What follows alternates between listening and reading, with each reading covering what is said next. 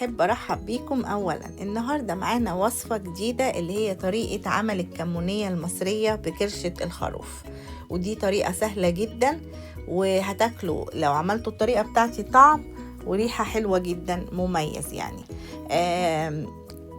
معانا مجموعة من الخضروات، كرات وكرفس، عندي طماطم، بصل متقطع، ليمون مجفف، حبهان، لورا، فلفل، زبدة، فلفل أخضر حار، ومعايا مجموعة من البهارات، ومعايا بصل متقطع قطع صغيرة، ومعايا كمان توم متقطع قطع صغيرة، ومعايا عصير طماطم، وفي كمان معلقة خل ضرورية في الخطوة الأخيرة بتاعة الصلصة بتاعة الكرشة أو الكمونية.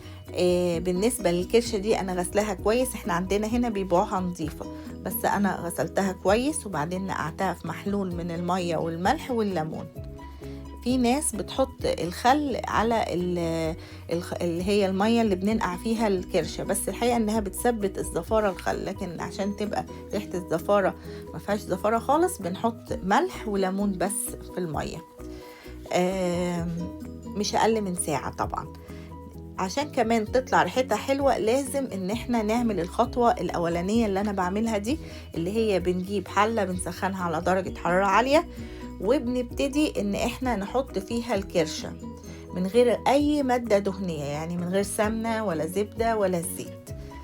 بتنزل المية اللي هي موجودة فيها، واللي هي برضو اللي هي بتعمل الزفارة برضو، يعني عشان ما يبقاش فيها خالص ريحة تبقى حلوة لازم ان احنا نحطها في الحلة تنزل المية اللي فيها. انا بالنسبة لي انا للأكلة ديت عملتها مرتين، اللي هي الخطوة ديت ان انا بحطها في حلة درجة حرارة عالية فبتنزل المية اللي فيها، ببتدي ارفع الكرشة واحطها في طبق، وبعدين اشطف الحلة كويس وارجع احط تاني الكرشة فيها فتنزل مية، وبعدين ارمي المية اللي هي فيها، وبعد كده ارجع اغسل الحلة واحط الكرشة مرة تانية لغاية ما اشوفش مية خالص بتنزل من الكرشة. ساعتها بس ابتدي بنزل بالمادة الدهنية.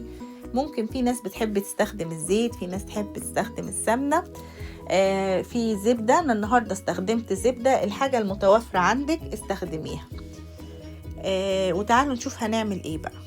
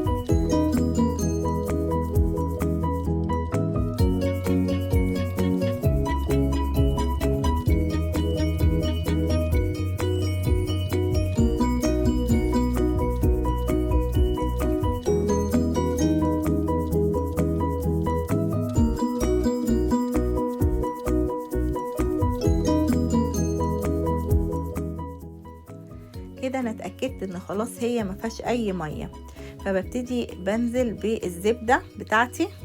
لو عايزين تستخدموا سمنة حلو برضو. هبتدي اشوح الكرشة مع الزبدة قبل ما انزل الخضار اللي انا مجهزة عشان اسلق معاه الكرشة.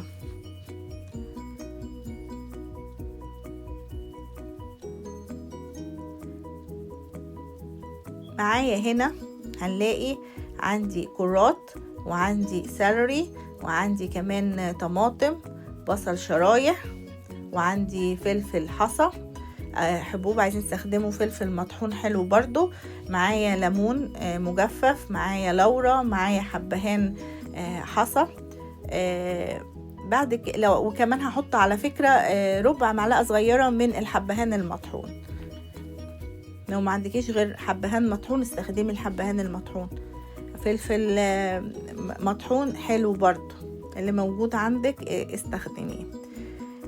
هبتدي اقلب كله مع بعضه ياخدوا من ريحة بعض ونكهة بعض قبل ما انزل بالمية اللي هي من الكاتل سخنة.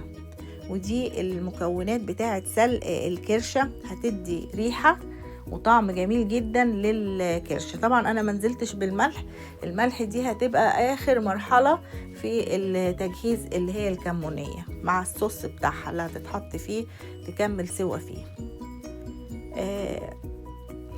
زي ما انتوا شايفين نزلت بالمية، لازم تكون مية كتير. وعلى فكرة انا يعني زودت مية بتاع مرتين للكرشة عشان تستوي، لازم تكون مستوية كويس. فكل ما المية تنقص بتزودي مية من الكاتل.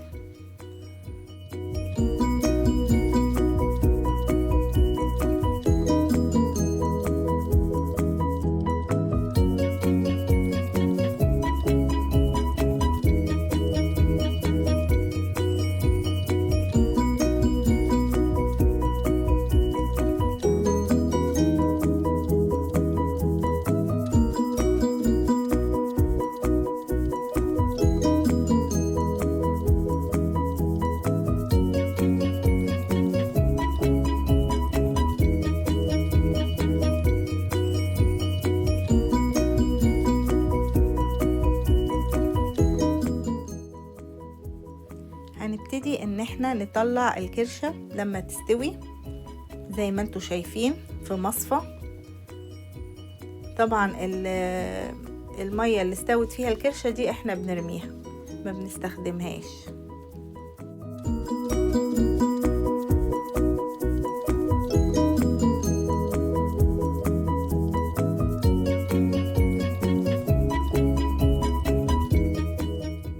هنبتدي بقى نجهز الصوص اللي هيكمل فيه سوى الكرشة او نعمل فيه كمونية. معانا قطعة زبدة كبيرة، وهننزل عليها ببصلة متقطعة قطع صغيرة، ونشوح البصلة في الزبدة.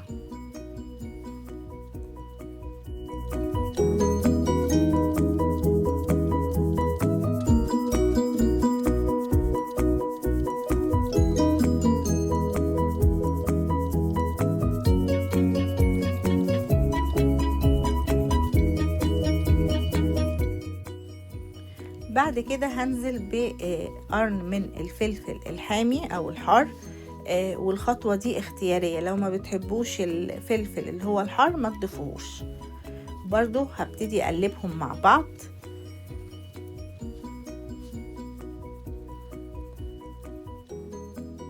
زي ما انتوا شايفين.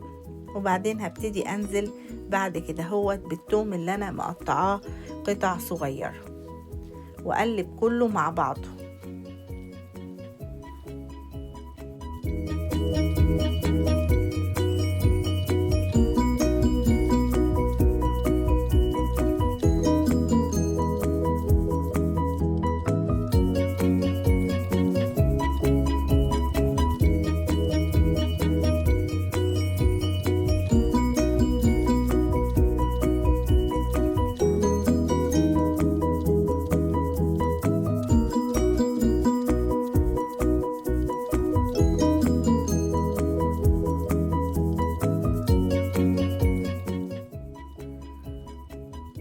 انزل بالبهارات بتاعتي، معلقة صغيرة من الكمون، معلقة صغيرة من الكزبرة، نص معلقة من الحبهان المطحون، ونص معلقة من الروزميري المطحون، ونص معلقة من الفلفل الأسود، وأقلب كله مع بعضه.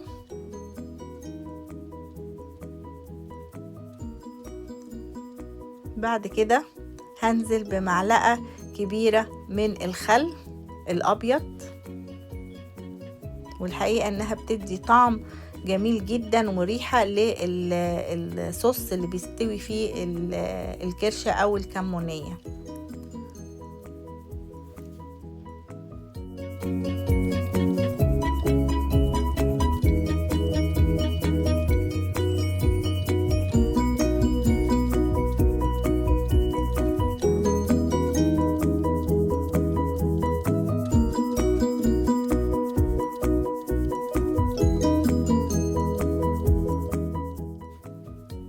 بعد كده هو هننزل بالطماطم المضروبة في الكبة،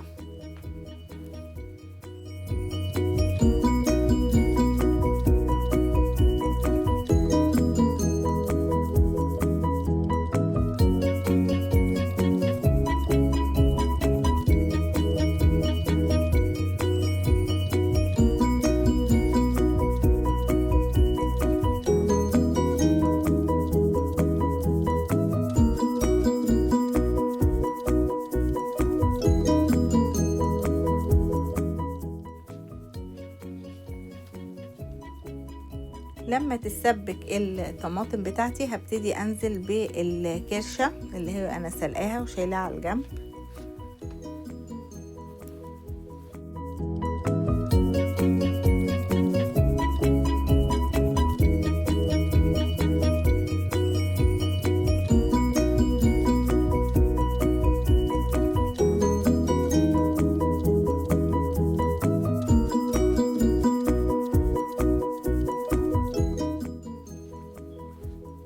هنبتدي نضيف معلقة صغيرة من الملح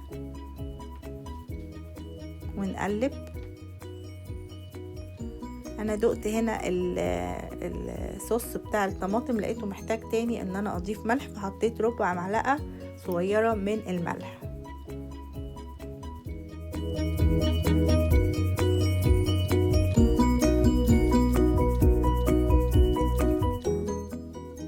هبتدي انقلهم بقى بعد ما اخدوا غلوة على البوتاجاز من فوق، هبتدي انقلهم في صينية تاني عشان اجهزهم وادخلهم الفرن.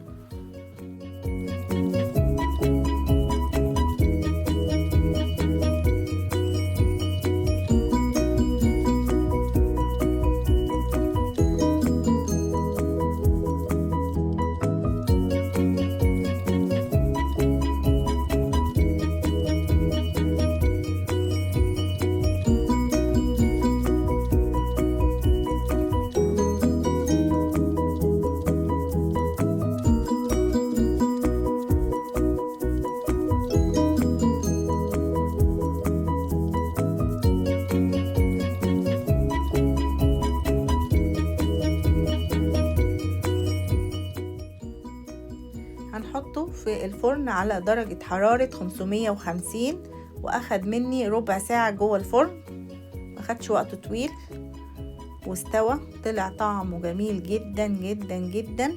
اتمنى ان انتوا تجربوه بالطريقة دي، هتعجبكم انا واثقة. واستنوني في الوصفة الجاية. باي باي.